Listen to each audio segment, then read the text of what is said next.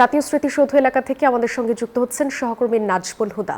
নাজবুল, নিরাপত্তা ব্যবস্থা নিয়ে বিস্তারিত জানাবেন। সাদিয়া, আপনাকে ধন্যবাদ। আপনি যেমনটি বলছেন এবং তার আগে একটি প্রতিবেদন দেখাচ্ছিলেন যে জাতীয় স্মৃতিসৌধের যে চূড়ান্ত যে প্রস্তুতি, সেই প্রস্তুতি কিন্তু ইতিমধ্যে শেষ হয়েছে এবং আইন শৃঙ্খলা বাহিনীর 4 স্তরের নিরাপত্তা জোরদার করা হয়েছে।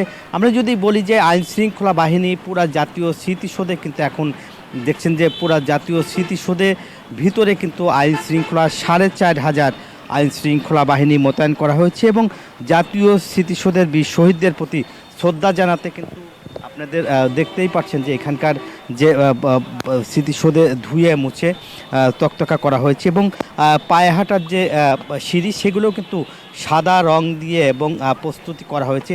ইতিমধ্যে কিন্তু যে নিরাপত্তার চাদরে ঢেকে দেওয়া হয়েছে এবং আমরা যদি একটু দেখাতে চাই যে জাতীয় স্মৃতিসৌধের আইন শৃঙ্খলা বাহিনী কিন্তু পুরা মোতায়েন রয়েছে এবং এখানকার পোশাকে এবং সিভিলে কিন্তু রয়েছে এবং 4 স্তরের যে নিরাপত্তা জোরদার করা হয়েছে সেই নিরাপত্তার জন্য কিন্তু আপনি দেখতেই পাচ্ছেন যে এখানকার পুলিশের যে ঊর্ধ্বতন কর্তৃপক্ষ তারা যে সিসিটিভি বসিয়েছিলেন সেই সিসিটিভিগুলো কিন্তু এখন দেখছেন যে তারা পরীক্ষা নিরীক্ষা করছেন এবং যাচাই বাছাই করছেন সব কিছু ঠিক আছে কিনা এবং জাতীয় স্মৃতিসৌধে গণপূর্ত বিভাগের পক্ষ থেকে